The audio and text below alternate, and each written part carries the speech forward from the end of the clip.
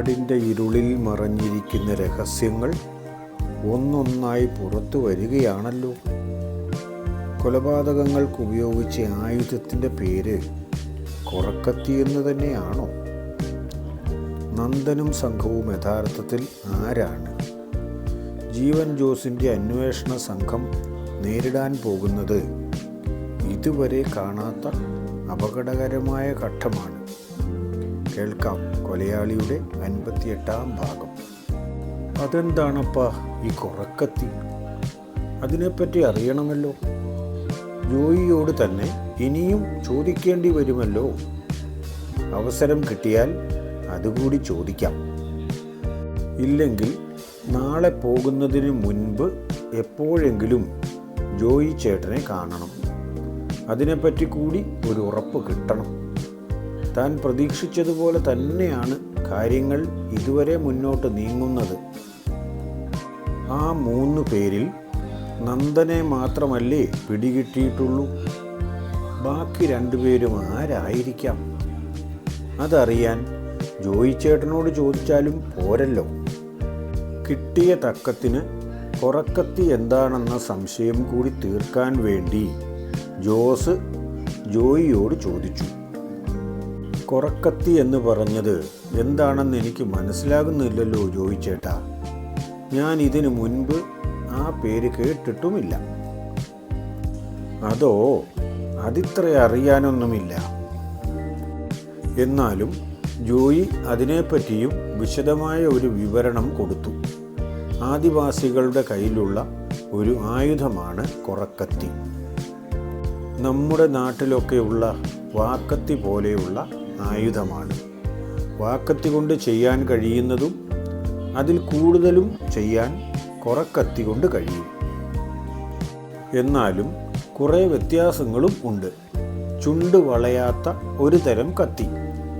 മുകൾ ഭാഗത്തിന് വാക്കത്തിയേക്കാൾ കട്ടിയുണ്ട്. എന്നാൽ വായ്ത്തല തീരെ കനം കുറഞ്ഞതുമാണ്. വായ്ത്തലയ്ക്ക് നല്ല വീതിയുമുണ്ട്. കൊറക്കത്തിയുടെ പകുതി ഭാഗം കൊണ്ട് ഒരു വളവുമുണ്ട്. വിറക് പോലും കീറിയെടുക്കാൻ കൊറക്കത്തി കൊണ്ട് കഴിയും. വായ്ത്തല കട്ടി കുറഞ്ഞതുകൊണ്ടാണോ എന്നറിയില്ല, ആ സാധനത്തിനുണ്ടല്ലോ അന്യായ മൂർച്ചയാണ്. ബ്ലേഡ് തോറ്റുപോകും. പെട്ടെന്ന് ജോസിൻ്റെ മനസ്സിലേക്ക് കടന്നു വന്ന ഒരു സംശയം ഇതായിരുന്നു: ഇവന്മാർ ഈ ആയുധമായിരിക്കുമോ കൊലയ്ക്ക് വേണ്ടി ഉപയോഗിക്കുന്നത്? മൂർച്ചയെപ്പറ്റി പറഞ്ഞു കേട്ടപ്പോൾ തോന്നുന്നത് അതാണല്ലോ. ബ്ലേഡിനേക്കാൾ മൂർച്ചയുണ്ടെന്നാണല്ലോ ജോയി ചേട്ടൻ പറയുന്നത്. അങ്ങനെയാണെങ്കിൽ ഇത് തന്നെ ആയിരിക്കാം ഇവരുടെ ആയുധം. എല്ലാവരുടെയും കൈകളിൽ ഇതേ ആയുധമുള്ളതുകൊണ്ട് കൊല നടത്തുന്നത് 3 പേരിൽ ആരും ആകാമല്ലോ. ചിലപ്പോൾ അതിൽ കൂടുതലും ആളുകൾ ഉണ്ടാവുകയും ചെയ്യാം. ആയുധം ഒന്ന് തന്നെയാണല്ലോ ഉപയോഗിച്ചതായി കാണുന്നത്. നന്ദൻ്റെ സാന്നിധ്യം കൂടി അവരോടൊപ്പം ഉള്ളതുകൊണ്ട് തീർച്ചയായും കൊലപാതക സംഘം ഈ വനത്തിൽ തന്നെ ആയിരിക്കണം. സ്ഥിരമായി ഒരിടത്ത് തന്നെ ആയിരിക്കണമെന്നില്ല. ഇവിടെ അല്ലെങ്കിൽ ഇതുമായി ബന്ധപ്പെട്ട മറ്റു പ്രദേശങ്ങളിലേക്ക് പലായനം ചെയ്യുന്നുണ്ടാകാം. ഇവിടവുമായി ബന്ധപ്പെട്ട് തന്നെ വിശദമായ ഒരു അന്വേഷണം നടത്തേണ്ടിയിരിക്കുന്നു. അതിനേക്കാളൊക്കെ മുമ്പേ പൊക്കേണ്ടത് നന്ദനെയാണ്. നന്ദൻ തന്നെയാണ് അതെന്ന് ഉറപ്പുവരുത്താൻ വേണ്ടി ജോസ് പിന്നെയും ചോദിച്ചു. വനത്തിൽ വെച്ച് അകലെ നിന്നും കണ്ടതല്ലേ? അത് ചേട്ടൻ പറയുന്ന നന്ദൻ തന്നെയാണെന്ന് ഉറപ്പാണോ? അതിലും അകലെ നിൽക്കുന്ന ആനയുടെ മസ്തകം നോക്കി കൃത്യമായി ഉന്നം പിടിക്കുന്നവനാ ഞാൻ. അതിനി കൂരൻ്റെ കണ്ണാണെങ്കിലും ഞാൻ കൃത്യമായി കാണും. കാഴ്ചയ്ക്കൊന്നും ജോയിക്ക് ഒരു കുറവുമില്ല. അതുകൊണ്ട് ഞാൻ കണ്ടത് യഥാർത്ഥത്തിൽ നന്ദൻ തന്നെയാണ്. അവനെ കൊച്ചിലെ മുതലേ ഞാൻ അറിയുന്നതുമാണ്. ആ ചോദ്യം ജോയിയെ അല്പം ദേഷ്യം പിടിപ്പിച്ചോ എന്ന് സംശയമുണ്ട്. അതിൻ്റെ വാശിക്കാണെന്ന് തോന്നുന്നു. നന്ദനെ അറിയാമെന്ന് ജോസിനെ ബോധ്യപ്പെടുത്താനുള്ള തിരക്കിൽ നളിനി പറഞ്ഞ സംഭവങ്ങളെല്ലാം ജോയി ജോസിനോടും പറഞ്ഞു.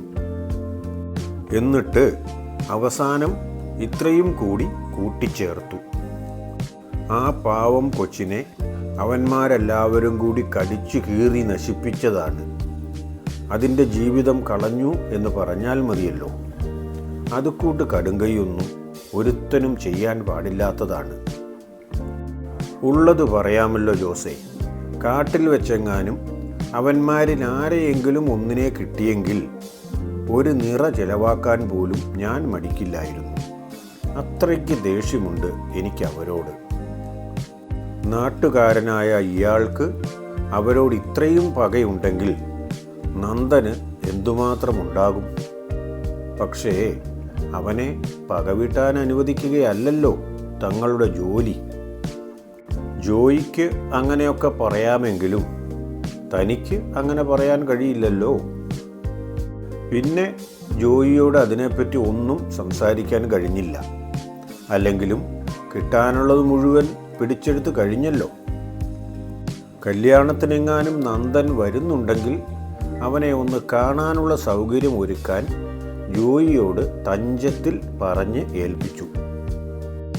ചുമ്മാ ഒന്ന് കണ്ടിരിക്കാം എന്ന് മാത്രം എന്നേ പറഞ്ഞുള്ളൂ. ഒരു ഇൻഷുറൻസ് പോളിസിയുടെ കാര്യവും ഉണ്ടെന്നാണ് ജോയിയോട് പറഞ്ഞത്.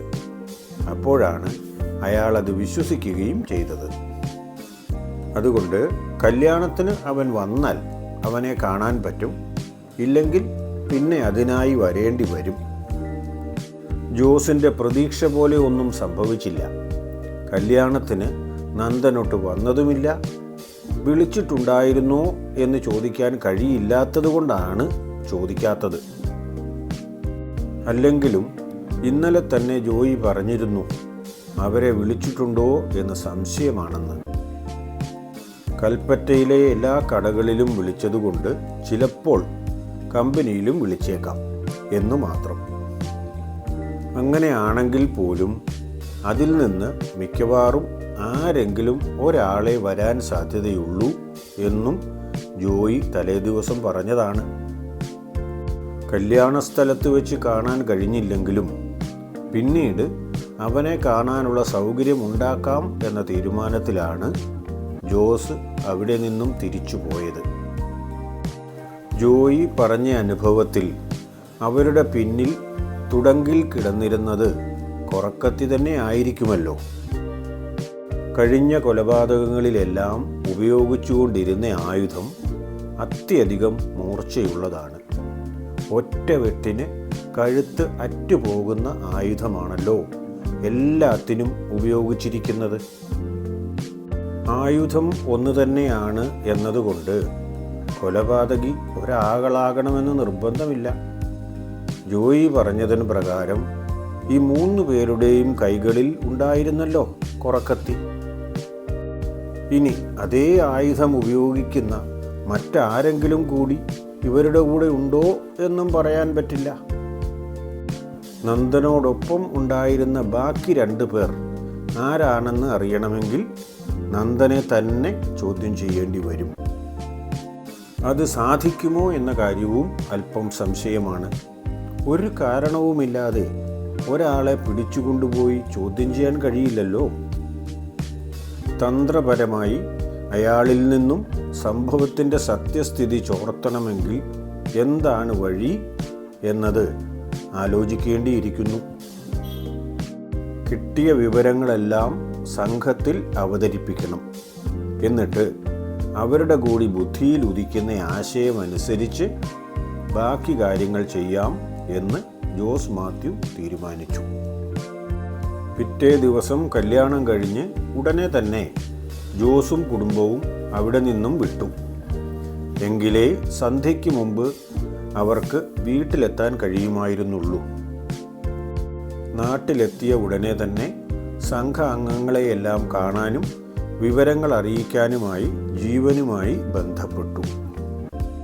വിവരങ്ങളെ പറ്റിയുള്ള ഒരു ഏകദേശ രൂപം നൽകിയതോടെ അവർക്കെല്ലാം കൂടുതൽ താല്പര്യമായി. പെട്ടെന്ന് തന്നെ യോഗം വിളിക്കാം എന്ന് ജീവൻ സമ്മതിച്ചു. അതിൻ പ്രകാരമാണ് അന്ന് വൈകുന്നേരം തന്നെ സംഘാംഗങ്ങളെല്ലാം ഓഫീസിൽ ഒത്തുചേർന്നത്. ജോയിയിൽ നിന്നും ലഭിച്ച വിവരങ്ങൾ വിശദമായി തന്നെ ജോസ് മാത്യു പറഞ്ഞു. എത്രയും വേഗം നന്ദനെ ചോദ്യം ചെയ്യണം. അവനിൽ നിന്ന് നമുക്ക് വിലപ്പെട്ട വിവരങ്ങൾ കിട്ടും. മുന്നോട്ടുള്ള യാത്ര ഇനി അവിടെ നിന്നായിരിക്കണം. കാര്യങ്ങൾ കേട്ടു തീർന്നതേ മഹേന്ദ്രൻ പറഞ്ഞു. ആ അഭിപ്രായം എല്ലാവർക്കും സമ്മതവുമായിരുന്നു. എത്രയും വേഗം വേണം എന്നതിൽ എല്ലാവരും യോജിച്ചു. നന്ദനെ ചോദ്യം ചെയ്യുന്നത് കൽപ്പറ്റ പോലീസിനെ കൊണ്ട് ചെയ്യിപ്പിക്കണമോ അതോ നേരിട്ട് തന്നെ വേണമോ എന്നൊരു സംശയം മാത്രം രഞ്ജിത്ത് ഉന്നയിച്ചു. രഞ്ജിത്തെ, അത് നമ്മൾ തന്നെ ആകുന്നതാണ് നല്ലത്. കസ്റ്റഡിയിലെടുക്കാൻ മാത്രമുള്ള തെളിവുകൾ നമ്മളുടെ കയ്യിലില്ലല്ലോ. അതുകൊണ്ട് തന്ത്രത്തിൽ അയാളെ ഒരു സ്ഥലത്ത് വരുത്തി അവിടെ നിന്നും ചോദ്യം ചെയ്യാം. അതെങ്ങനെ വേണമെന്ന് നമുക്ക് ആലോചിക്കാം. ഉദ്ദേശിക്കുന്നത് എന്തെങ്കിലുമൊക്കെ കൃത്യമായി അയാളിൽ നിന്ന് വീണ് കിട്ടുന്നുണ്ടെങ്കിൽ മാത്രം നമുക്ക് കസ്റ്റഡിയിലേക്ക് നീങ്ങാം. അതായത് ജോസിൻ്റെ ബന്ധുവായ കുര്യാക്കോച്ചൻ്റെയും ജോയിയുടെയും സഹായം ഇനിയും അവർക്ക് ആവശ്യം വന്നേക്കാം എന്നർത്ഥം. പക്ഷേ അവരതിന് തയ്യാറാകുമോ എന്നത് സംശയിക്കേണ്ട കാര്യമാണ്. മനസ്സാൽ തയ്യാറായില്ലെങ്കിൽ ഉദ്ദേശിച്ച ഫലം ഉണ്ടാകാനും പോകുന്നില്ല. കുര്യാക്കോച്ചനോ ജോസുകുട്ടിയോ ജോയിയോ അതിന് തയ്യാറാകുമോ? നാട്ടുകാരനും ഉപകാരിയുമായ നന്ദന് ദോഷം വരുന്ന എന്തെങ്കിലും അവർ ചെയ്യുമോ? കണ്ടറിയാം. നന്ദനെ ചോദ്യം ചെയ്യാനുള്ള അന്വേഷണ സംഘത്തിൻ്റെ പദ്ധതി വിജയിക്കുമോ? കൊറക്കത്തിയുടെ പിന്നിലെ യഥാർത്ഥ രഹസ്യം എന്താണ്? അടുത്ത ഭാഗത്തിൽ അന്വേഷണം കൂടുതൽ അപകടകരമായ വഴികളിലേക്ക് കടക്കുന്നു. കൊലയാളിയുടെ അടുത്ത ഭാഗം നഷ്ടമാകാതിരിക്കാൻ ചാനൽ സബ്സ്ക്രൈബ് ചെയ്യണേ. മറ്റന്നാൾ ഇതേ സമയം അടുത്ത ഭാഗവുമായി കാണാം. അതുവരെ എല്ലാവർക്കും നന്മ നേരുന്നു. എല്ലാവർക്കും വേണ്ടി പ്രാർത്ഥിക്കുന്നു.